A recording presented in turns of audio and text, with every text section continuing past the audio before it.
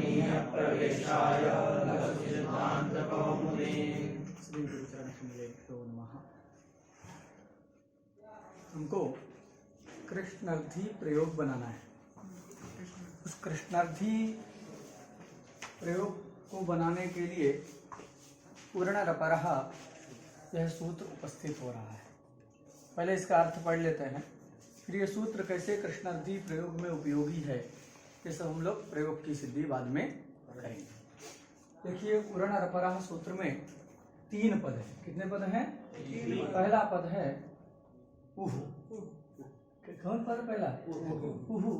ये षष्ठी के एक वचन करो। कैसे तुम्हारा इंक है? रोज इंक डालता है, रोज खत्म हो जाता है। ये षष्ठी के एक वचन का रूप है उहु। दूसरा शब्द है आनंद, ये प्रथमा के एक वचन का है। और तीसरा पद है रपरः, ये भी प्रथमा के एक वचन का रूप। त्रिपदात्मकम पूर्णरपरः इति शास्त्रम। यह परिभाषा सूत्र है। कैसा सूत्र है? पूर्णरपरः भी परिभाषा सूत्र है। और इसमें जो ये रपरः शब्द है, इस रपरः पद में क्या है कि समास हुआ है। यह समस्त पद है। रपरः में कौन सा समास है? तो इसमें बहुब्रीही समास है। कौन सा समास है रपरः में? बहुब्रीही है। रः परो यस्मात् स रपरः। कौन सा बहुब्रीही है? कौन बताएगा? बोलो बोलो। द्वंद्व कहाँ हुआ है जी? अभी हम पढ़े थे, तपरस तत्काल में पढ़े थे। इस तरीका कई सारे एग्जाम्पल हम दिए थे। रहा परो यस्मात् में कौन सा बहुब्रीही है? यह पंचम्यर्थ बहुब्रीही है।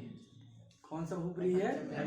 बताया था ना कि यत शब्द से जो यत है तो बहुब्रीही, और उससे जो विभक्ति आएगी तो तदर्थ बहुब्रीही कहा जाएगा। पंचमी आई है तो पंचम्यर्थ बहुब्रीही। पीदम अंबरम यस्य, ऐसा करेंगे, षष्ठी आ रही है तो उसको षष्ठ्यर्थ बहुब्रीही। प्राप्तः आनंदः यम तो द्वितीयार्थ बहुब्रीही। प्राप्ता जीविका येन तो प्राप्त जीविकः तो तृतीयार्थ बहुब्रीही।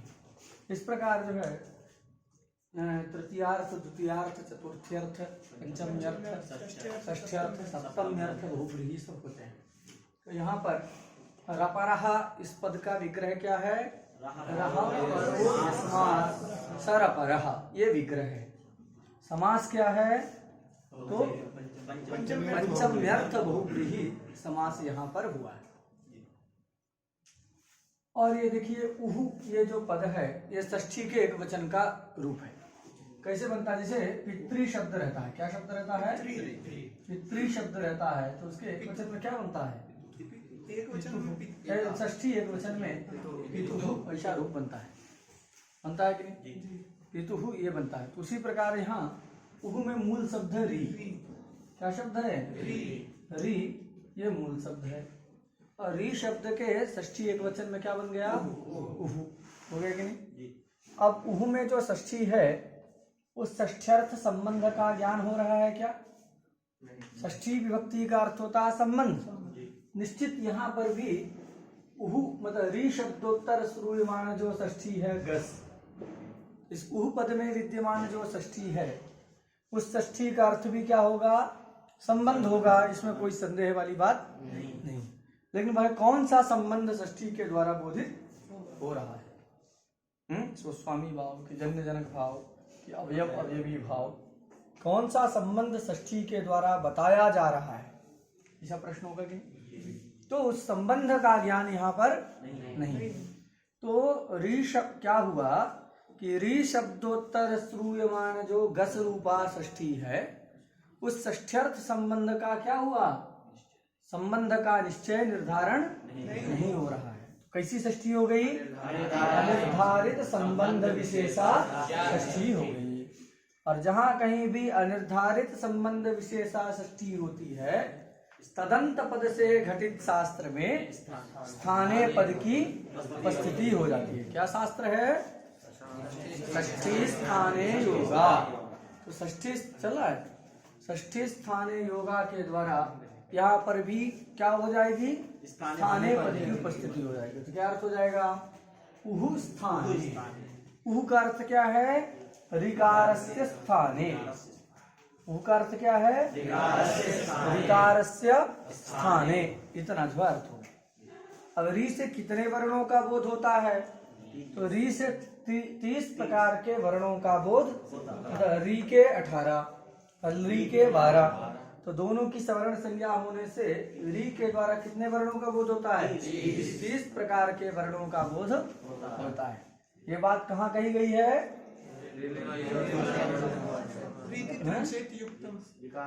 ऋकार त्रिंशतः है, ऐसा जो है कहाँ लिखा गया है, अनुदित सवर्ण इस प्रकरण में कहा गया कि ऋकार कितने का बोधक है, ऋकारः त्रिंशतः संज्ञा। जैसे अकारः आ इति अष्टादशानां संज्ञा, हम बताए संज्ञा सब जगह जोड़ना। आ इति अष्टादशानां संज्ञा, तथैव इकारोकारौ, इकार भी अष्टादशानां संज्ञा, उकारोपि अष्टादशानां संज्ञा है कि नहीं। ऋकारस्त्रिंशतः संज्ञा, संज्ञा वहां जोड़ना। तो ऋकारस्त्रिंशतः संज्ञा, री 30 प्रकार के वर्णों का बोधक है, संज्ञा है। ऐसा जो है पूर्व में अनुदित सवर्ण से चा प्रत्यय सूत्र में कहा गया है। इसी बात को ग्रंथकार लिखते हैं, क्या लिखते हैं, रीति त्रिंशतः संज्ञा, इतना है। रीति त्रिंशतः संज्ञा इत्युक्तम। विच्छेद कैसे करना है, रीति त्रिंशतः संज्ञा इत्युक्तम। री 30 प्रकार के वर्णों का बोधक है, ये बात कही जा चुकी है। इति उक्तम, कुत्रोक्तम, अनुदित सवर्ण इति सूत्र व्याख्यानावसरे। सुना गया, अनुदित सवर्णस्य चा प्रत्ययः इति सूत्र व्याख्यानावसरे री इति त्रिंशतः संज्ञा वर्तते। 30 संख्यकानां वर्णानां बोधकः अयं ऋकारः वर्तते इति पूर्वम उक्तम। ये बात पहले बताई जा चुकी है, फिर से आपको स्मरण कराने के लिए ग्रंथकार ने बता दिया। तो री 30 प्रकार का बोधक है। तो यहाँ उहु का अर्थ क्या है, ऋकारस्य स्थाने, अच्छा हो गया है। किस प्रकार के ऋकार, तो 30 प्रकारकस्य ऋकारस्य स्थाने। ऋकार 30 प्रकार का बोधक है, तो 30 प्रकार का जो ऋकार, उस ऋकार के स्थान में। सुना गया, अण लिखा हुआ है, तो ऋकार के स्थान में होने वाला जो अण, समझा गया। 30 प्रकार के ऋकार के स्थान में होने वाला जो अण, वह अण क्या होता है, रपरः सन्नेव प्रवर्तते। तो रपरः जुड़ जाए, अण रपरः। रपरः मतलब तो रपर होके ही लक्ष्य में पहुंचता है। देखो तत्व क्या है, अभी इतने का अर्थ समझ आ गया। 30 प्रकारकस्य ऋवर्णस्य स्थाने यो अण, इतना समझ आ गया। वर्ण का कितना अर्थ है, 30 प्रकारकस्य ऋवर्णस्य स्थाने यो अण। 30 प्रकार, प्रथमांत है तो विधेय होगा ना, वस्तुतः ये अण का विधान नहीं करता है, ये तो नियम करने के लिए आया है। तो 30 प्रकार का जो ऋकार, उस ऋकार के स्थान में विधीयमान जो अण, इतना उरण का अर्थ हो गया। वो क्या होगा, तो रपर होगा, ऐसा है बका। अब देखो इसमें स्थाने अंतरतमः पद के द्वारा स्थाने की अनुवृत्ति है। 2 स्थाने चाहिए, एक तो षष्ठी स्थाने योगा के द्वारा स्थाने को लाए, षष्ठी स्थाने योगा के द्वारा स्थाने पद की उपस्थिति हुई, जिससे अर्थ क्या हुआ, ऋकारस्य स्थाने, ऐसा अर्थ हुआ। एक और स्थाने आएगा, कहां से, स्थाने अंतरतमः, इस सूत्र के द्वारा। वहां स्थान का क्या मतलब है, प्रसंग। स्थान का क्या मतलब है, प्रसंग। प्रसंगो नाम, प्रसंग का मतलब तो वही बात है। प्रसंग का क्या मतलब है, स्थाने। स्थाने का क्या मतलब है, तो प्रसंग। एक व्यक्ति था, वो घोड़ा टहलाने गया था, घोड़े को लेकर के गया था। अब घोड़े को लेके गया था, किसी ने पूछा घोड़ा किसका है, तो कहा मैं जिसका नौकर हूँ उसका घोड़ा है। हैं? कहा अच्छा तुम नौकर किसके हो, कहे जिसका घोड़ा है उसका मैं नौकर। है? तो कुछ सिद्ध होगा कि किसका घोड़ा है ये, बोले किसका नौकर, पता चलेगा। बार बार इसी बात को दोहराता है, घोड़ा किसका है, तो जिसका मैं नौकर हूँ उसका घोड़ा है। नौकर किसके हो, जिसका घोड़ा है उसका मैं नौकर। तो वही वाली स्थिति है। स्थाने मतलब क्या हो गया, तो कहे प्रसंगे। प्रसंगे मतलब क्या हो गया, स्थान। समझ में आ रहा है। प्रसंग का मतलब क्या बताए थे जी, प्रसंग मतलब प्राप्ति। प्रसंगो प्रसंगः प्राप्ति। प्रसंग का मतलब है प्राप्ति, प्रसंगो नाम प्राप्ति। और प्राप्ति कैसे है, तो हमने बताया था एक के स्थान में अनेकादेश प्राप्ति रूप प्रसंग। तो प्रसंगे का अर्थ किया था एकस्य स्थाने अनेकादेश प्राप्तौ सत्याम, ऐसा अर्थ वहां किए। पूरे अर्थ में तात्पर्य नहीं है, यह तात्पर्य है कि स्थान का मतलब प्रसंग और प्रसंग का मतलब प्राप्ति। तो जब री वर्ण के स्थान में अण की प्राप्ति होगी उसी समय क्या हो जाएगा, प्राप्ति काल में स्थाने आएगा। स्थाने का मतलब प्रसंगे, प्रसंगे का मतलब प्राप्तौ, और उस प्राप्ति शब्द की प्राप्ति काल में लक्षणा कर दीजिए, समझ जाइए। जैसे उपदेशे का अर्थ क्या किए थे, आद्योच्चारण काले, ऐसा अर्थ कीजिए, आद्योच्चारण काले। उसे प्राप्तौ का अर्थ क्या हो जाएगा, प्राप्ति काले। अरे स्थाने आया, लिखेंगे स्थाने आया, इसका मतलब हो गया प्रसंगे।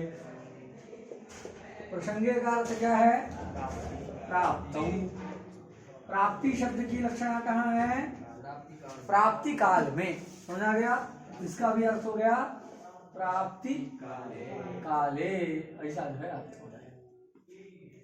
तो क्या बनेगा कुल मिला के स्थाने का जो आएगा कि प्राप्ति काले रपर हो जाता है। वह क्या हो जाता है, मतलब लक्ष्य में नहीं पहुंचना है, जिस समय प्राप्त है उसी समय उस अण में क्या जुड़ जाता है जी, रा जुड़ जाता है। क्या जुड़ जाता है, रा। अब ये रपर में जो रा शब्द है, ये रा क्या है, प्रत्याहार। रा क्या चीज है, प्रत्याहार। रा प्रत्याहार है। और रा प्रत्याहार में कितने वर्ण आते हैं, दो वर्ण आते हैं। एक तो ये रा और दूसरा ला। ये दो वर्ण जो है रा प्रत्याहार में आते हैं। बात समझ आ गई कि नहीं। तो क्या करता है, रपर हो जाता है, तो मतलब क्या, अब अण का मतलब क्या है, तो अण से कितना लेना है, केवल आ ई उ, तीन ही लेना है। कितने को लेना है, आ ई उ, आगे वालों को नहीं लेना है। क्यों, अण प्रत्याहार दूसरे से ले लिया जाए तो क्या हानि है।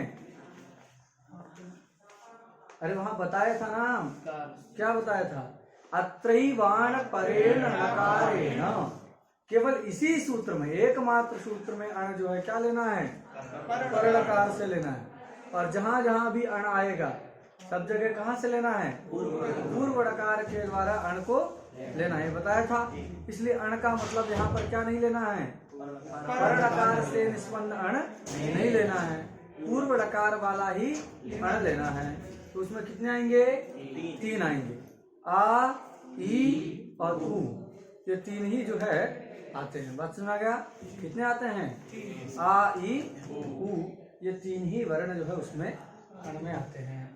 ये आ ई उ, समझ आ गया कि नहीं, ये अण है। थोड़ा देर बाद फिर बंद हो जाएगा। हैं उस तरह तो ठीक है, रखे हैं। अच्छा, बात सुना गया। तो जहां कहीं भी रिकार के स्थान में क्या करेंगे, अण करेंगे। मतलब या तो आकार किया जाए, या इकार किया जाए, या उकार किया जाए। तो तीन में से कुछ भी अगर करते हैं री के स्थान में, तो अभी लक्ष्य में पहुंचने से पहले जिस समय उसकी प्राप्ति है, उस प्राप्ति काल में ही क्या हो जाएगा, उसके बाद रा जुड़ जाएगा। रा में दो आते हैं, र और ला, ये दो वर्ण जो है रा प्रत्याहार में आते हैं। तो यहाँ क्या करेंगे कि री में तो 30 का बोधक है, उसमें क्या आते हैं, री वर्ण के भी भेद आते हैं 18, और ली के भी आते हैं। तो जब यह अण, इनमें से कोई एक वर्ण क्या करेंगे, री के स्थान में करना होगा, री स्थानीय होगा, तो क्या हो जाएगा वहां रा जुड़ जाएगा। क्या जुड़ेगा, रा, ऐसा अर्थ। और कहीं री रहेगा तो क्या हो जाएगा, ला हो जाएगा, तो क्या बनेगा जी, अल। ऐसा व्यवस्था करना है। चलो ये सब खत्म है, बात समझ आ गई कि नहीं आई। तो क्या अर्थ करना है, 63 प्रकारकस्य रिवर्णस्य स्थाने जायमानो यो अण, समझा गया, स अण प्राप्ति काले एव रपरो भूत्वा प्रवर्तते। बात समझ गए, तो प्राप्ति काल में ही क्या हो जाता है, रपर हो जाता है। समझा गया, प्राप्ति जैसे जिस समय प्राप्ति उसी समय रा जुड़ जाएगा, और रा जुड़ने के बाद लक्ष्य में उसकी जो है वो प्रवर्तित होता है। समझा गया। इसी के अभिप्राय को ग्रंथकार ने लिखा, रपरः सन्नेव, लिखा कि नहीं, रपर हो करके ही प्रवर्तित होता है। क्या कहा, रपरः सन्नेव प्रवर्तित, रपर हो करके ही प्रवर्तित होता है।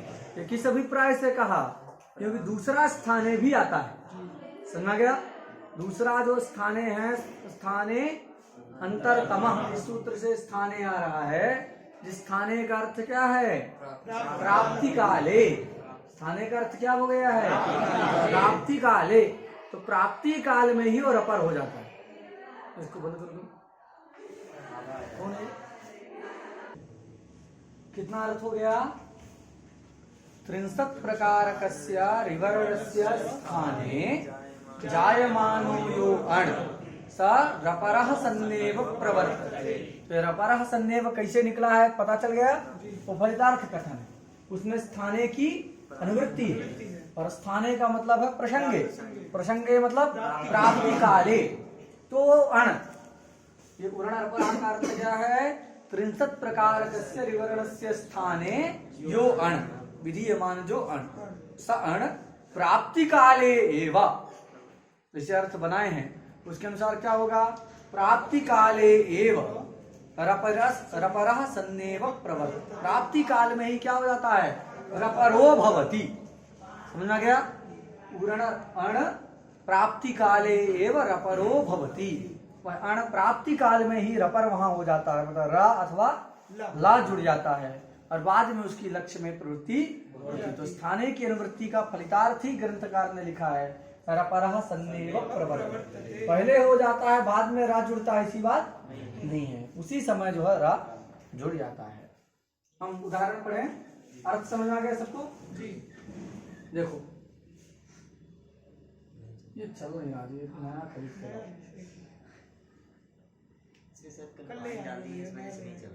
पानी पानी आया है। चलो नया जो है, अभी इंक मंगाए थे, इंक डाले हुए, कृष्णस्य रिद्धि, चलो ये सब तो बताए ही थे। कृष्णस्य रिद्धि, रिद्धि मतलब वृद्धि, उन्नति है, तो अथवा जो समृद्धि, जो भी आप अर्थ कर ले। तो कृष्णस्य रिद्धि ऐसा षष्ठी तत्पुरुष समास हुआ। ये लौकिक विग्रह है, अलौकिक विग्रह क्या होगा, कृष्ण रिद्धि सु, ये जो है अलौकिक विग्रह होगा। इस अवस्था में क्या होता है कि षष्ठी सूत्र के द्वारा षष्ठी तत्पुरुष समास होता है। समास होने के बाद पूरे समुदाय की प्रातिपदिक संज्ञा, मतलब उपसर्जन संज्ञा, पूर्व निपात वगैरह सब करना है।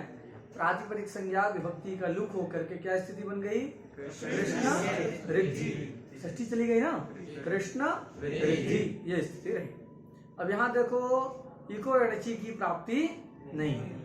क्यों, क्योंकि अच से अगर हम किसको लेते हैं, री को लेते हैं, तो तदव्य वहित पूर्व में जो वर्ण है आ, वो इक में नहीं आता। तो अजव्य वहित पूर्वत्व विशिष्ट वर्ण ना होने से उसकी प्राप्ति नहीं है। यद्यपि री, रिद्धि का जो रिकार है, वो रिकार क्या है, इक है, लेकिन वो इक कैसा नहीं है, अजव्य वहित पूर्वत्व विशिष्ट नहीं। समझा गया। अगर अच से हम इकार को लेते हैं, रिद्धि वाला इकार को लेते हैं, तो उससे क्या है, बीच में व्यवधान है, पूर्व में तो है लेकिन अव्यवहित नहीं है, व्यवहित। और यदि कृष्ण के आ को ले लेंगे तो पूर्व में नहीं, अव्यवहित तो है ऋकार, लेकिन पूर्व में नहीं है, इसलिए किसी भी प्रकार से आदि गुणा यहाँ वृद्धि कृष्ण रिद्धि इस अवस्था में इको अणचि की प्राप्ति नहीं है। कृष्ण रिद्धि ऐसी स्थिति ही रहे। बात सुना गई? कृष्ण रिद्धि ऐसी स्थिति ही रहे। तो क्या हुआ? अब दूसरा सूत्र देखते हैं। तो दूसरा क्या पढ़े थे? एचो यवायावः। वो कब लगता है? अच से अव्यवहित पूर्व में एच हो। तो यहाँ अच से अव्यवहित पूर्व में एच नहीं है, इसलिए एचो यवायावः की भी प्राप्ति नहीं है। अब सूत्र कौन पढ़े इसके बाद? आद गुणः से गुण संधि पढ़े। आद गुणः क्या कहता है कि अच से अव्यवहित पूर्व में क्या चाहिए? आवरण चाहिए, है कि नहीं? यहाँ कृष्ण और रिद्धि है, तो देखो अच हो गया ऋकार, उस ऋकार से अव्यवहित पूर्व में आवरण है कि नहीं है? कृष्ण शब्दावयव ऋकार उत्तरवर्ती आवरण, समझा गया कि नहीं? उस आवरण के रहने पर पूर्व और पर के स्थान में, पूर्व कौन? आवरण, पर कौन? ऋकार। तो इन पूर्व पर दोनों के स्थान में क्या हो गया? गुण एकादेश।